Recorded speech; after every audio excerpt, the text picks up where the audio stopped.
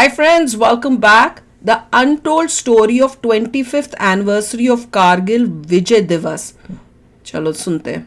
Video शुरू करते हैं. वीडियो शुरू करने से पहले अगर आप चैनल पर नए हो और आपने अभी तक सब्सक्राइब नहीं किया तो जल्दी से पहले सब्सक्राइब के बटन और बेल आइकन को क्लिक कर लो ताकि आपको हमारे सारे न्यू वीडियोस के नोटिफिकेशन मिल जाए जैसे हम अपलोड करें. अगर आपको वीडियो पसंद आता है प्लीज लाइक शेयर. चलिए शुरू करते हैं. दुनिया भर में लोग कहते हैं कि ऐसी लड़ाई ना कभी हुई ना कभी होगी. मैं आपको ये बताऊंगा कि आखिर पाकिस्तान ने कारगिल पे हमला किया तो किया क्यों. सबको कोने में डाल के पाकिस्तान ने चूज करा, पाकिस्तान ने चुना कारगिल. क्यों? यहाँ पे इंडियन फोर्सेस उसी वक्त नीचे गए थे भाई. कहते हैं कि नहीं, अब हमें अंदर जाना. धोखाधड़ी से अलावा कर सीखा गया पाकिस्तान में. विंटर के लिए वापस नीचे गए थे उसने. सारे पाकिस्तानियों के अंदर जो है धोखाधड़ी भरी पड़ी है. चैप्टर खत्म हो गया. ईस्ट पाकिस्तान बन गया बांग्लादेश. दोस्तों समय बीतता गया, समय बीतता गया, समय बीतता गया. पाकिस्तान तैयारी करता रहा. वो सप्लाई कर रहा था वो कपड़े पाकिस्तानी आर्मी को. 13 अप्रैल 1984 को इंडियन आर्मी की एक टीम सियाचिन पे उतर गई और वहां पे तिरंगा गाड़ दिया. Jammu and Kashmir light infantry की एक टुकड़ी ने लॉन्च करा ऑपरेशन राजीव. उसको लीड कर रहे थे नायब सूबेदार बाना सिंह. अब दोस्तों यहां से शुरू होती है दोबारा कहानी कारगिल की. वो जो ब्रिगेड कमांडर था पाकिस्तानी आर्मी का बड़ा परेशान. जनरल के डेस्क पे बेनजीर भुट्टो ने रखी चूड़ियां. और समय बीतता गया और काल का चक्र घूमता गया दोस्तों. और एक दिन वो ब्रिगेडियर बन गया पाकिस्तानी आर्मी का चीफ. ओ हाँ, बोलने वाली थी क्या नाम था उसका. और उसकी एंड ऑफ लाइफ देखिए कितनी टफ और कितनी उस टाइप से थी. इतने गंदे काम किए थे कि भगवान ने यहीं पे पनिश कर दिया. जय दोस्तों, मैं भुट्टो को भी क्या डेथ मिली. डायलॉग्स. दोस्तों कारगिल विजय दिवस की आपको और आपके परिवार को ढेर सारी शुभकामनाएं. हर साल कारगिल विजय दिवस आता है दोस्तों. और 26 जुलाई को हर जगह ये डिस्कशन होता है कि किस तरीके से हमारे वीर लड़े, हमारे बहादुर जो थे किस तरीके से वो उन तो हर बार मुझे वो अपनी जो बस में मिली थी लड़की कॉलेज की जिसके भाई के साथ कारगिल में वो लड़ा था, उसकी वो जब उसने मुझे बताया मुझे हमेशा याद आता है जब ये बात होती है. ऐसी लड़ाई ना कभी हुई ना कभी होगी. एक शौर्य की बात सिर्फ नहीं है दोस्तों. बात सिर्फ शौर्य की नहीं, क्योंकि शौर्य जो है वो तो हर लड़ाई में होता है और हर लड़ाई में इंडियन आर्मी शौर्य दिखाती है. कारगिल का जो इतिहास है ये जानना बहुत जरूरी है उन वीर बहादुरों के लिए जिन्होंने देश के नाम अपने जीवन का बलिदान दिया. उनको हम नमन करते हैं. और उन सारे फौजी भाइयों को जिन्होंने कारगिल की लड़ाई में हिस्सा लिया हम उनको सैल्यूट करते हैं दोस्तों. आज मैं आपको ये नहीं बताऊंगा कि कौन सी चोटी पे क्या हुआ, ब्लैक रॉक पे क्या हुआ, मश्को घाटी में क्या हो गया, टाइगर हिल में. मैं ये आपको नहीं बताऊंगा. मैं आपको ये बताऊंगा कि आखिर पाकिस्तान ने कारगिल पे हमला किया तो किया क्यों. इसका ग्रैब ऑल द प्लेसेस. वहां से लोग भी नीचे आ रहे थे. क्यों? क्योंकि इन मामलों में कोई बातचीत करता नहीं है. लोग इसके बारे में ज्यादा बात नहीं करते. और कई लोग हैं जिनको पता भी है लेकिन फिर भी वो बात नहीं करते, कम बात करते हैं इस मामले पे. आज मैं आपको ये बताऊंगा कि आखिर कारगिल ही क्यों. अगर पाकिस्तान को हमला करना था तो पाकिस्तान गुजरात में कर सकता था. नहीं, बहुत इजी था ना. गुजरात आप वो छोड़ के नीचे जा रहे हो, ग्रैब इट. पाकिस्तान राजस्थान में हमला कर सकता था. पाकिस्तान पंजाब में हमला कर सकता था. पाकिस्तान छोड़ के जाते हैं. अरे धोखेबाज उस गद्दू टाइप के हैं. उनको इजी वे से करना था. इतनी हिम्मत तो लड़ाई करके नहीं कर सकते थे. वो छोड़ के जा रहे हैं, लोग ग्रैब कर लो. वही तो कितने पीछे जाती है दोस्तों. अगर हमें कारगिल की लड़ाई समझनी है ना तो सबसे पहले हमें जाना पड़ेगा 1947. अब आप बोलेंगे मेजर साहब लड़ाई हुई 1999 और आप ले जा रहे हैं 1947 जिस साल भारत आजाद हुआ था. बिल्कुल दोस्तों, मैं आपको 1947 ले जा रहा हूं, उस साल जिस साल भारत आजाद हुआ था. बात है अक्टूबर की. अक्टूबर का आखिरी सप्ताह चल रहा था और पाकिस्तानियों ने कश्मीर में अटैक कर दिया.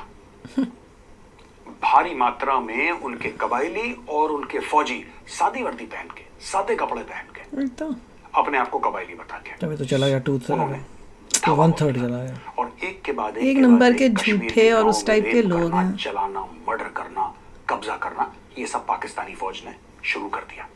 उनके मतलब जब से कंट्री बनी है उनकी अब दोस्तों यही करते छल करते क्या कपट हुआ कि यही महाराजा किया को ऐसा इन्होंने। लगा कि कश्मीर अपने हाथ से गया। महाराजा ने इंस्ट्रूमेंट ऑफ एक्सेशन साइन नहीं करा था। इंस्ट्रूमेंट ऑफ एक्सेशन वो डॉक्यूमेंट थी जो हर एक राजा महाराज 600 से ऊपर राजा, महाराजा, नवाब, निजाम उस समय थे, 600 से ऊपर, और सबके पास सरदार वल्लभ भाई पटेल ने एक ही डॉक्यूमेंट भेजा था, एक सिंगल डॉक्यूमेंट। उस इंस्ट्रूमेंट ऑफ एक्सेशन में दोस्तों वो कागज था सिंपल सा, जिसमें सिर्फ चाहे वो हैदराबाद की बात हो, चाहे वो कश्मीर की बात हो, चाहे वो ग्वालियर की बात हो, चाहे वो और किसी राजघराने की बात हो, राजा का नाम बदलो, तारीख बदलो, राज्य का नाम बदलो, खाका उसका एक ही था लगभग। उसमें ज्यादा 19-20 का फर्क होगा तो होगा, क्योंकि अलग अलग राजा के नाम, अलग अलग लोकेशन, इसके अलावा टर्म्स एंड कंडीशंस उसकी सेम थी। महाराजा कश्मीर ने उसको साइन करने में देर, जिसका फायदा उठाया पाकिस्तानियों ने, और बाकी इतिहास आपको पता है। खैर, यहां पे सरदार वल्लभ भाई पटेल कहते हैं कि नहीं, अब हमें अंदर जाना पड़ेगा। महाराजा साइन करते हैं, जवाहरलाल नेहरू कहते हैं कि जम्मू और कश्मीर भारत का भिन्न अंग है, मैं मानता हूं, साइन करते हैं। और जैसे ही साइन करते हैं 2 यूनिट्स इन्फेंट्री की पहुंच जाती हैं श्रीनगर हवाई जहाज से दोस्तों। वो तो ऑलरेडी अटैक कर चुके थे। पहली यूनिट पहुंचती है 1 सिख रेजिमेंट और दूसरी यूनिट पहुंचती है 4 कुमाऊं। 4 कुमाऊं वही यूनिट है जिसको वहीं पे बडगाम में परमवीर चक्र मिला था मेजर सोमनाथ शर्मा को, वही यूनिट है। और दोस्तों दोनों पलटनें बहुत तगड़ा काम करती हैं, बहुत जबरदस्त। पाकिस्तानी जो कबायली थे उनको मार मार के दुम्बा बना देती है। बाकी ले नहीं पाया ना, रोकवा दिया। अभी तक नहीं, कब से बैठे हैं, कितनी जनरेशन चली गई हैं। धकेल के एक लेवल पे ले जाते हैं और वहां पे यूनाइटेड नेशंस में हो जाता है सीजफायर। स्टूपिड्स, वो नहीं आता, हमने करवाया था बेवकूफी से। यूनाइटेड नेशंस और से लोग होता है बोलते हैं ceasefire, कांग्रेस हमें मानना कांग्रेस। नहीं चाहिए था, लेकिन आज इस प्रोग्राम में ये नहीं मैं बताऊंगा कि हमें क्या करना चाहिए था, क्या नहीं करना चाहिए था। जो हुआ अब ठीक है, 2024 में हम उसके बारे में कुछ कर ही नहीं सकते। किस्मत ऐसी थी कि किसको बना दिया प्राइम मैं मिनिस्टर। रिपीट नहीं करना चाह रहा। एनीवे, सीज फायर हो गया, कुछ एरिया पाकिस्तान ने पकड़ लिया, कुछ एरिया भारत ने पकड़ लिया। पाकिस्तान ने उस इलाके में, जबकि महाराजा इंस्ट्रूमेंट ऑफ एक्सेशन साइन कर चुके थे, पाकिस्तान ने उसके ऊपर अवैध कब्जा कर लिया। और जो यूनाइटेड नेशंस की जो लाइन थी उसको कहने लगे हम लोग cease fire line. Cease fire line के उस तरफ पाकिस्तान, इस तरफ भारत, और दोनों फौजों के बीच में ठाठा।